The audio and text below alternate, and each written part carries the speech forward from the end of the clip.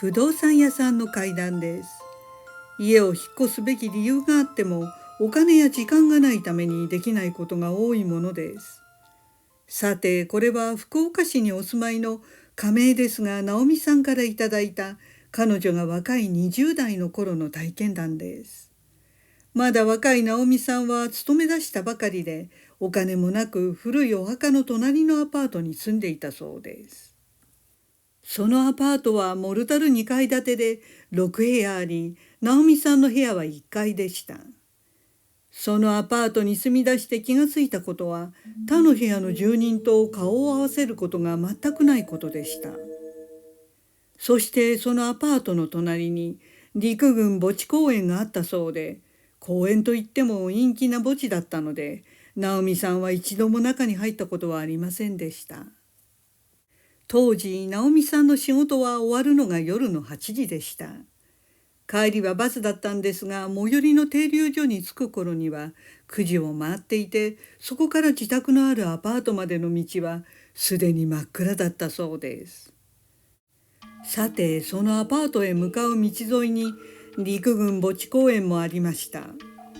道路側から何台かの石段を上がると、その墓地公園の出入り口で道路より少し高いところに位置していたため、いつも墓地が自分を見下ろしているような感じでした。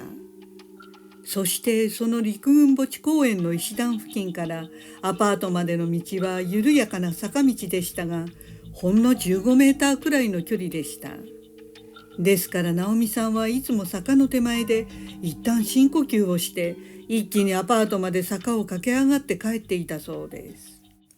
そんな感じでしたが、しばらくは何事もなく過ぎ、やっと生活パターンにも慣れてきた頃でした。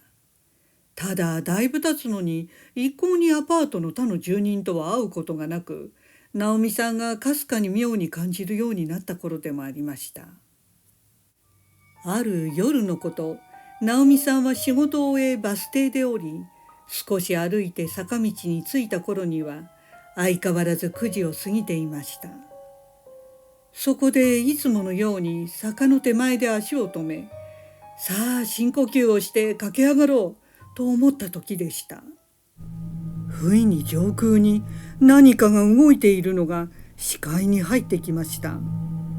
っとして直美さんはすぐ上を見上げたそうで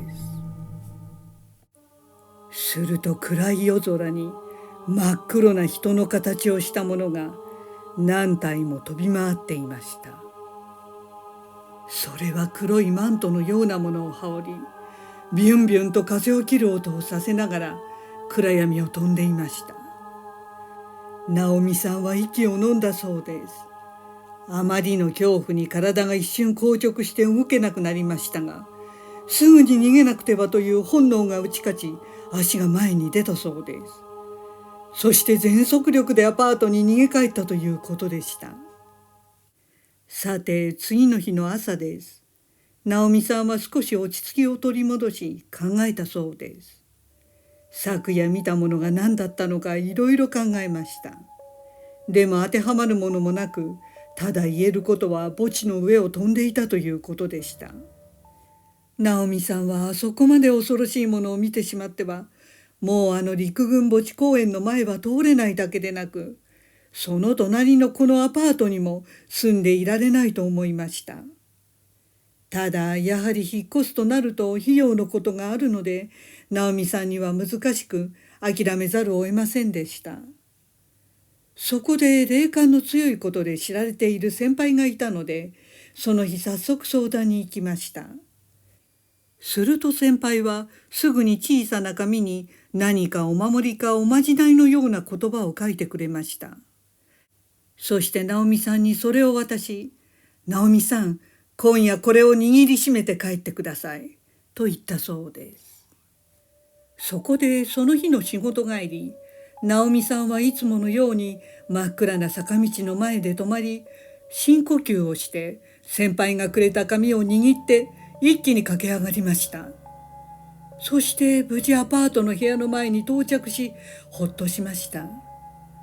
すぐ部屋に入るなり、直美さんは握っていた手を広げてみたそうです。すると握られていた一枚の紙がビリビリに破かれていました。直美さんは全身凍りついたそうです。確かに握っていた手は少し汗ばんではいましたが、まるで恋に誰かが細かく裂いたように一枚の紙がビリビリになっていたのです。あまりに恐ろしかったので直美さんは見よう見まねで破かれた紙に塩をまいて捨てたということでした。さて本当はこの段階で直美さんはアパートを引き払うべきでした。でもやはりお金の問題は大きく、引っ越すことを諦めてしまったそうです。そしてそのすぐ後、直ちに引っ越さなかったことを後悔することになりました。それからしばらくした頃です。その日は直美さんの誕生日だったそうです。ところが一緒に過ごすはずの彼氏の家族に不幸があり、急遽彼氏は実家に帰らなくてはならなくなりました。直美さんは一人で帰宅してもよかったのですが、なぜか気が乗らず、近くにクラブで働いていた友達カップルがいたので、そこで彼らの仕事が終わるまで待って一緒にアパートに来てもらうことにしました。そういうわけで直美さんと友人カップルの3人で深夜1時ごろにアパートに着きました。そして直美さんが部屋のドアを開けた時でした。一瞬ふわっと異質な空気が直美さんに押し寄せてきました。明らかにいつもと何かが違う空気だったそうで、直美さんは胸騒ぎがしました。すぐに部屋に入ると、辺りは一面めちゃくちゃに荒らされていたそうです。そしてベランダのガラスが割れているのが分かり、すぐ友人たちにも中に入って見てもらいましたが、誰の目にも泥棒が入ったのは明らかでした。直美さんはなぜか直感的に泥棒が侵入してからさほど時間が経っていないのが分かり、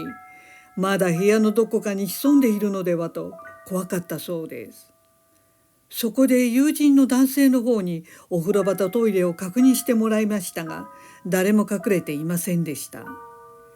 でもトイレの便器の中に大きい方がしてあり、そのまま流さずに出て行ったようでした。それだけでもゾッとしますが、それは泥棒がアパートの中にしばらくいて、直美さんの帰りを待っていたとも考えられました。ですからもし友人たちを待って帰らなかったら、泥棒と鉢合わせをした可能性もありました。すぐに警察を呼んでいろいろ調査してもらいましたが、その後も犯人は見つかりませんでした。やはり不吉なものを目撃したり、おかしな現象が起きるところは、現実にも盗難や殺傷事件などなどの危険なことを引き寄せるということなのかもしれません。ここに来てやっと直美さんは決心がつき、アパートを引き払ったということでした。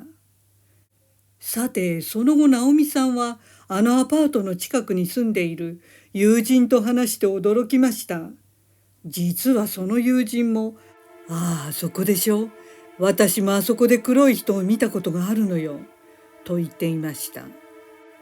つまり知る人ぞ知る怪奇現象多発のエリアだったようです。直美さんはそれもっと早く聞いていたらと思いました。そして不思議なのは、直美さんはそのアパートには結局1年くらい住んだのですが、最後の最後まで他の部屋の住人とは一度も出くわさなかったそうです。ご視聴ありがとうございました。よろしければチャンネル登録といいねボタンをお願いします。